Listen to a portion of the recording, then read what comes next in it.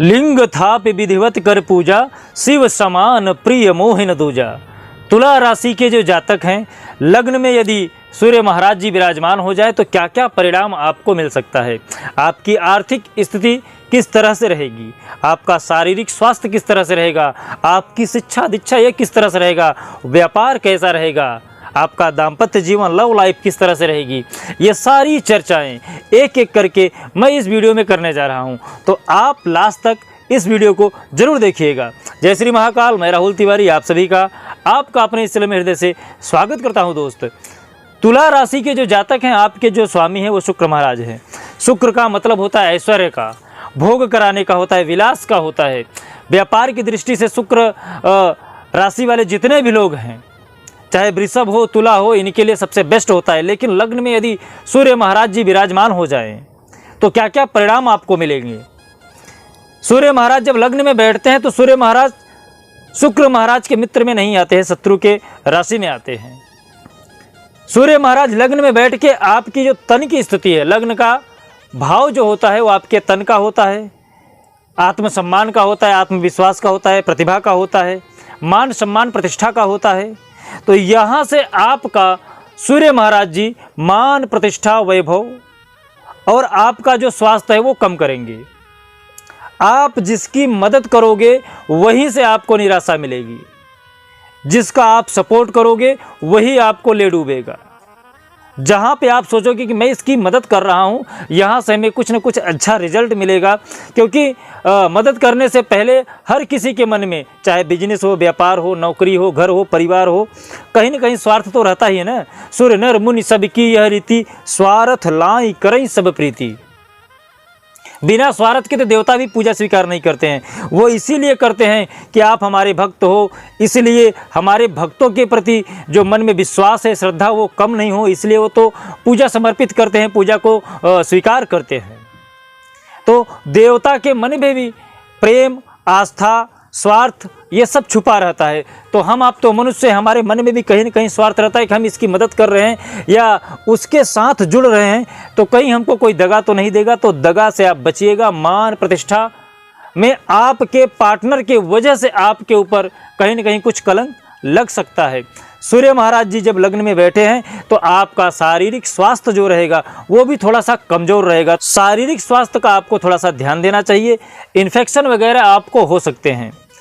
Sir में दर्द कभी कभी आपको आते रहेंगे, इसलिए आपको सूर्य की पूजा करनी चाहिए, सूर्य की उपासना करनी चाहिए, जिससे आप ये कलंक से और ये दर्द से आप बच सको। शिक्षा की यदि बात की जाए तो आपकी शिक्षा बहुत ज़्यादा नहीं रहेगी।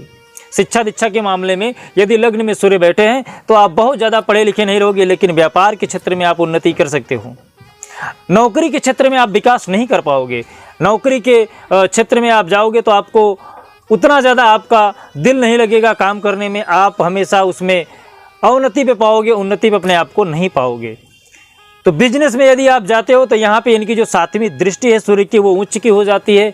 मंगल स्वामी है वृश्चिक राशि के, उनके ऊपर इनकी दृष्टि पड़ती है। तो यहाँ से आपको बिजनेस में, व्यापार में लाभ मिलेगा। तो आप कोई ना कोई छोटा सा ही बिजनेस ही सही, लेकिन आप बिजनेस करिएगा, व्यापार करिएगा, इससे आपका जो व्यापार है वो बढ़ता जाएगा, लाभ का प्रमाण आपका बढ़ जाएगा। कुटुंब को लेकर यदि बात किया जाए पारिवारिक दृष्टि से तो आपका परिवार आपसे हमेशा संतुष्ट रहेगा। यदि आपका पार्टनर जिससे आपका शादी होने वाला है, लेडीज है या जेंट्स है, दोनों के लिए बता रहा हूं, आपका पार्टनर आपसे ज़्यादा सुंदर मिलेगा। लड़की है तो लड़का ज़्यादा सुंदर मिलेगा और लड़का है तो लड़की आपसे ज़्यादा ही सुंदर मिलने वाली है। यदि आपके लग्न में सूर्य महाराज जी बैठे हैं, तुला राशि के जो जातक हैं उनके लिए बात कर रहा हूं मैं। बिजनेस व्यापार आपका सही रहेगा। आपका जो लव प्रॉब्लम है वो सही रहेगा, उसमें कोई समस्या नहीं है। लव समस्या में आपको कोई टेंशन लेने की बात नहीं है। व्यापारिक दृष्टि से और पारिवारिक दृष्टि से, दोनों दृष्टि में आपका सूर्य सहयोग करेंगे। लेकिन जो आपका आत्मविश्वास है कहीं न कहीं कम होगा। आपका स्वास्थ्य थोड़ा सा डैमेज रहेगा। आपके ऊपर कोई प्रत्याक्षेप लग सकता है, अकलंक वगैरह, कलंक वगैरह, ये सारी चीज़ें लग सकती हैं। तो इस पर आपको थोड़ा सा ध्यान देना चाहिए। तो सूर्य को मजबूत करने के लिए क्या क्या उपाय करें। सूर्य को मजबूत करने के लिए आप हर दिन सूर्य का जो सबसे प्यारा मंत्र है उसका आप जाप कर सकते हैं। मंत्र क्या है?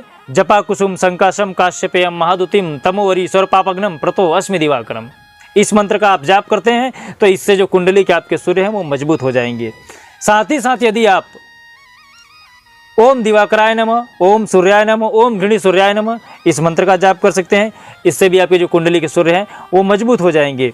साथ ही साथ एक उपाय आप और कर सकते हैं, आप हर रविवार को नमक का उपयोग करना बंद कर दीजिए। यदि आप नमक का उपयोग करना बंद कर देते हैं या कम कर देते हैं तो इससे आपके कुंडली के जो सूर्य महाराज है वो तंदुरुस्त हो जाते हैं।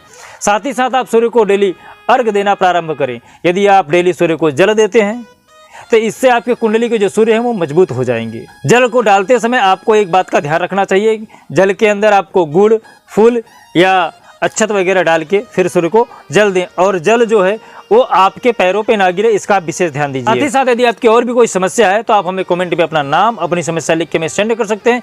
जैसे हमें समय मिलेगा मैं आपसे संपर्क करूंगा और आपके लिए क्या उचित उपाय है ये बताने का प्रयास करूंगा। साथ ही साथ अपने व्यक्तित्व को इतना महान बनाइए कि जो बड़े हैं वो आपसे सम्मान पा सके, जो छोटे हैं वो आपसे प्रेम कर सकें और कोई भी स्त्री आपसे सहजता से बात कर सके। जय श्री महाकाल। आपका दिन शुभ हो, मंगल हो, स्वस्थ रहें, मस्त रहें।